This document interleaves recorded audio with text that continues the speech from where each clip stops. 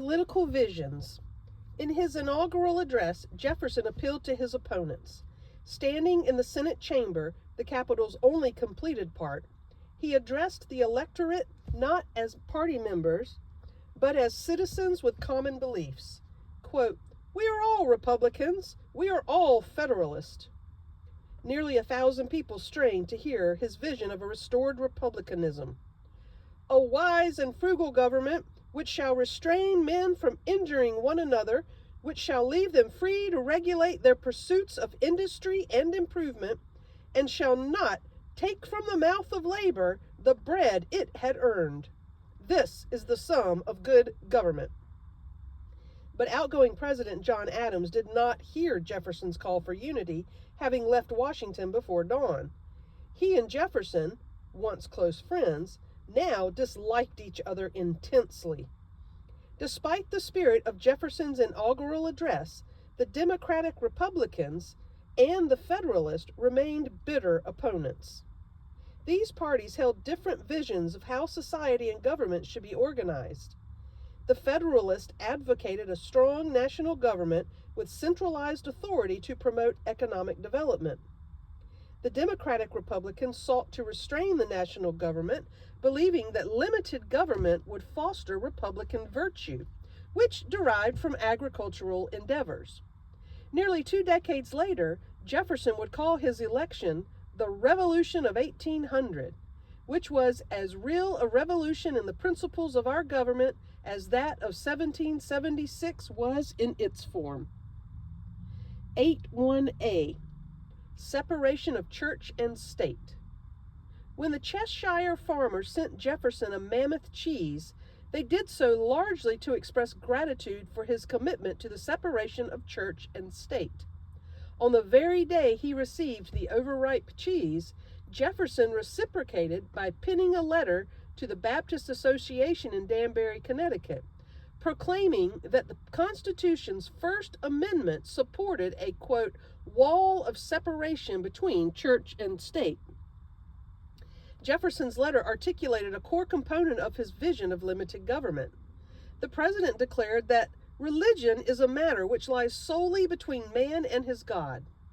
It lay beyond the government's purview. New England Baptists hailed Jefferson as a hero, but New England Federalists believed their worst fears were confirmed. During the election of 1800, Federalists had waged a venomous campaign against Jefferson, incorrectly labeling him an atheist.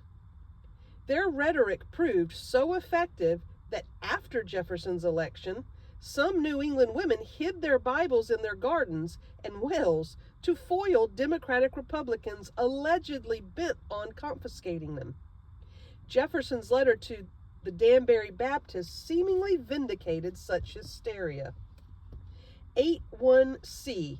Political mobilization. The Revolution of 1800, which gave the Democratic Republicans majorities in both houses of Congress, in addition to the presidency, did not reflect a revolution in the electorate, which remained limited largely, but not exclusively, to property-holding men. The Constitution left the regulation of voting to the individual states.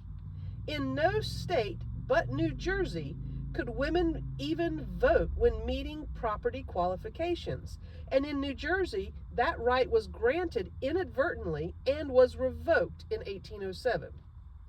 In 1800, free black men meeting property qualifications could vote in all states except Delaware, Georgia, South Carolina, and Virginia, but local custom often kept them from exercising that right.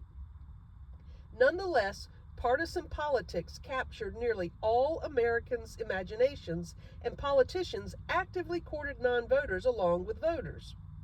Most political mobilization took place locally, where partisans rallied popular support for candidates and their ideologies on militia training grounds, in taverns and churches, at court gatherings, and during holiday celebrations.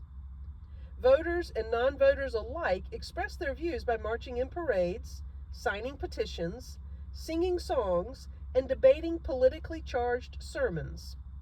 Perhaps most important, they devoured a growing print culture of pamphlets, broadsides or posters, almanacs, and especially newspapers. 81D, the partisan press. Newspapers provided a forum for sustained political conversion. Read aloud in taverns, artisans' workshops, and homes, newspapers gave national importance to local events. Without newspaper publicity, Cheshire's mammoth cheese would have been little more than a massive hunk of curdled milk.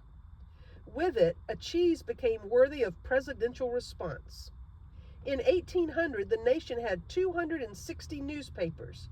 By 1810, 10 years later, it had 396, virtually all of them unabashedly partisan. The parties adopted official organs.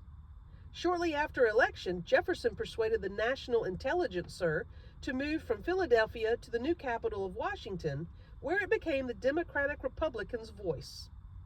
In 1801, Alexander Hamilton launched the New York Evening Post as the Federalist vehicle. It boosted Federalist while frequently calling Jefferson a liar and depicting him as the head of a slave harem. The party organs, published 6 or 7 times a week, year in and year out, ensured that the growing American obsession with partisan politics extended beyond electoral campaigns. 81E, limited government. Jefferson needed public servants as well as supporters. To bring into his administration men sharing his vision of individual liberty, an agrarian republic, and limited government, Jefferson refused to recognize appointments made by Adams in his presidency's last days and dismissed Federalist custom collectors. He awarded vacant treasury and judicial offices to Republicans. Federalists accused Jefferson of hunting the Federalists like wild beasts and abandoning the peace overtures of his inaugural address. Jefferson worked to make the government leaner. If Alexander Hamilton had viewed the national debt as the engine of economic growth, Jefferson deemed it the source of government corruption. Secretary of the Treasury Albert Gallatin cut the Army budget in half and reduced the 1,802 Navy budget by 2/3. Sorry, I read that wrong. Secretary of the Treasury Albert Gallatin cut the Army budget in half and reduced the 1802 Navy budget by 2/3. He moved to reduce the national debt from $83 million to $57 million, hoping to retire it altogether by 1817.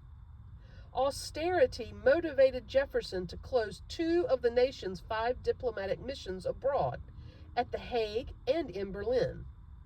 Jeffersonians attacked taxes as well as spending. The Democratic Republican controlled Congress oversaw the repeal of all internal taxes, including the despised whiskey tax of 1791. The Democratic Republicans also struck down Federalist efforts to stiffen citizenship requirements and to restrict speech critical of the government. Jefferson declined to use the Alien and Sedition Acts of 1798 against his opponents, instead pardoning those convicted of violating them. Congress let the Sedition Act expire in 1801 and the Alien Act in 1802, and repealed the Naturalization Act of 1798, which had required 14 years of residency for citizenship. The 1802 Act that replaced it, while stipulating the registration of aliens, required the would-be citizens only 5 years of residency, loyalty to the Constitution, and the forsaking of foreign allegiances and titles. The new act remained the basis of naturalized American citizenship into the 20th century. 81G, the Marshall Court. Although Jefferson appointed 3 new Supreme Court justices during his 2 administrations, the court remained a Federalist stronghold under the leadership of his distant cousin John Marshall.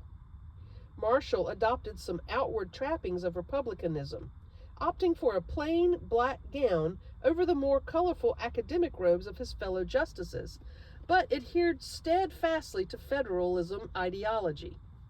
Even after the Democratic Republicans achieved a majority of court seats in 1811, Marshall remained extremely influential as Chief Justice. Under the Marshall Court from 1801 to 1835, the Supreme Court consistently upheld federal supremacy over the states while protecting the interest of commercial and capital. Marshall made the court an equal branch of the government in practice as well as theory. Previously regarded lightly, judicial service became a coveted honor for ambitious and talented men. Marshall, moreover, strengthened the court by having it speak with a more unified voice. Rather than issuing a host of individual concurring judgments, the justices now issued joint majority opinions. Marshall became the voice of the majority. From 1801 through 1805, he wrote 24 of the court's 26 decisions. Through 1810, he wrote 85% of the opinions, including every important one. 81H, Judicial Review. One of the most important involved Adams' midnight appointments. In his last hours in office, Adams had named Federalist William Marbury a Justice of the Peace in the District of Columbia. But Jefferson's Secretary of State, James Madison, declined to certify the appointment, allowing the new president to appoint a Democratic Republican instead. Marbury sued, requesting a writ of mandamus, which is a court order forcing the president to appoint him.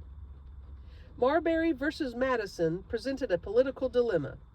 If the Supreme Court ruled in Marbury's favor, the president probably would not comply with the writ, and the court could not force him to do so. Yet, by refusing to issue the writ, the Federalist-dominated bench would hand the Democratic Republicans a victory. To avoid both pitfalls, Marshall brilliantly recast the issue. Writing for the court, he ruled that Marbury had a right to his appointment, but that the Supreme Court could not compel Madison to honor the appointment because the Constitution did not grant the court power to issue a writ of mandamus. In the absence of any specific mention in the Constitution, Marshall wrote, the section of the Judiciary Act of 1789 authorizing the court to issue writs was unconstitutional. Thus, the Supreme Court denied itself the power to issue writs of mandamus, but established its far greater power to judge the constitutionality of laws passed by Congress. In doing so, Marshall fashioned the theory of judicial review. Because the Constitution was, quote, the supreme land of the law, Marshall wrote, any federal or state act contrary to the Constitution must be null and void. The Supreme Court, whose duty it was to uphold the law, would decide whether a legislative act contradicted the Constitution. It is emphatically the province and duty of the judicial department, Marshall said, to say what the law is. This power of the Supreme Court to determine the constitutionality of legislation and presidential acts permanently enhanced the independence of the judiciary and breathed life into the Constitution. Marshall found the Constitution paper and made it power, President James A. Garfield later observed. The end.